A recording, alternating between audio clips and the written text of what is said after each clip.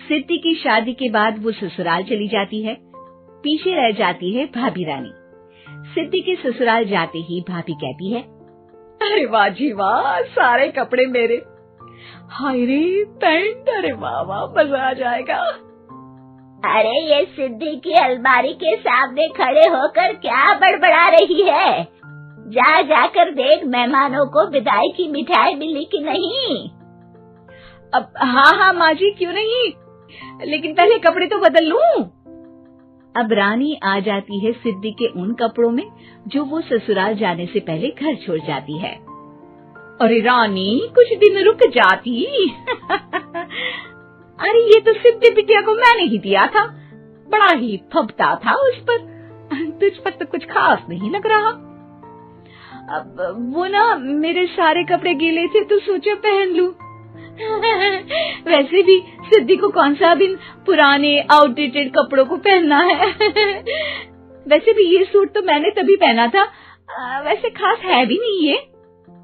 हाँ ठीक है, लेकिन ना मेरी सिद्धि पर तो जमता था। सारे मेहमान चले जाते हैं और सिद्धि ससुराल से मायके पहली बार आती है। अपना घर, अपना कमरा, अपनी अलमारी। ये बोलकर जैसे ही सिद्धि अलमारी खोलती है तो सामने उसके कपड़ों की जगह कुछ और ही रखा होता है।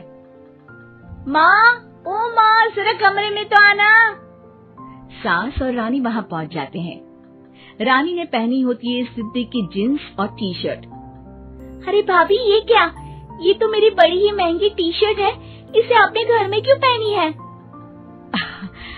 अरे बहुत मिलती है दीदी ये चौक की मार्केट में, 150 में। ओ भाभी प्लीज, ये एरोपोस्टल है, 2000 की एक टी शर्ट। ओहो, 2000 में तो दीदी 4 साड़ी आ जाए। अब क्या बोलूं? भाभी, ये मेरी अलमारी में छोटू के कपड़े, तो मेरे कपड़े कहाँ हैं? मेरी अलमारी में? अब दीदी आपको कौन से पुराने कपड़े पहनने थे? माना भाभी, लेकिन मैं जब घर आती तो यही सब पहनती ना। अरे तुम तो बड़ी कंजूस हो दीदी। खैर, वक्त आता है जब सिद्धि ससुराल के लिए रवाना हो रही होती है। अरे रानी, अंदर से सिद्धि का गिफ्ट ले आ, लड़की पहली बार ससुराल से मायके आई है। रानी अंदर जाती है और एक सिंपल सी साड़ी लेकर बाहर आ जाती है। ये लीजिए माँ जी। सास बेटी को गिफ्ट देकर ससुराल भेजती है। अगले दिन रानी एक सुंदर सी साड़ी पहनकर सामने आती है। अरे रानी, ये तो वो साड़ी है जो मैंने सिद्धि को देने के लिए दी थी जब वो ससुराल ले जाती, लेकिन ये तूने कैसे पहन ली? अरे माँ जी, ये साड़ी तो मुझे बहुत पहले से ही पसंद थी, लेकिन चिंता ना करिए, मैंने सिद्धि के लिए भी अच्छी सी साड़ी दी है। हाँ। तभी सिद्धि का फोन आता है। क्या माँ, कुछ अच्छा तो दिया होता ससुराल ले जाने के लिए। अरे पहले दिखा दिया होता। यूं चमकते हुए पैकेट में नौकरानी वाली साड़ी मत दिया करो माँ। अरे बेटे, वो तेरी भाभी ने ना गलती से उससे पैकेट बदल गया। हाँ, मैं कल ही तेरे भाई के हाथ से तेरा वाला पैकेट भेज दूंगी।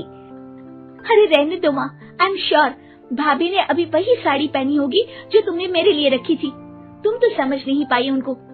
खैर छोड़ो, मैं ज्यादा बोलती अच्छी नहीं लगती, रहने दो, आपको उन्हीं के साथ रहना है, फिर बात करेंगे।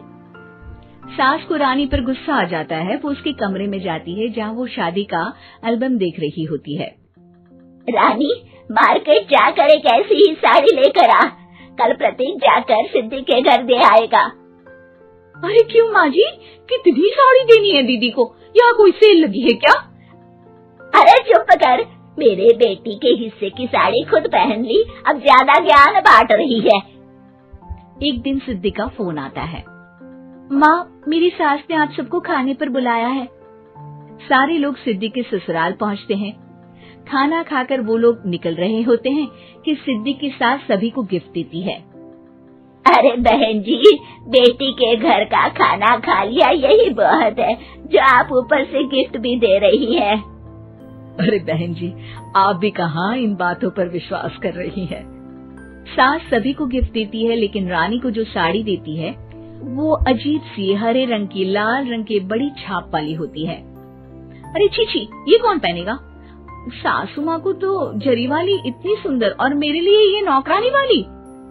अरे भाभी, दरअसल मैं जब भी घर आती थी आप वापसी में ऐसी ही साड़ी देती थी ना, तो माँ ने सोचा कि आपको आपकी पसंद की ही साड़ी क्यों ना दी जाए। बेचारी रानी, बोलती भी तो क्या। सिद्धि और सास रानी का चेहरा देखकर हंसने लगती है, तो रानी समझ जाती है कि अपने ही बिछाए जाल में वो फंस चुकी है।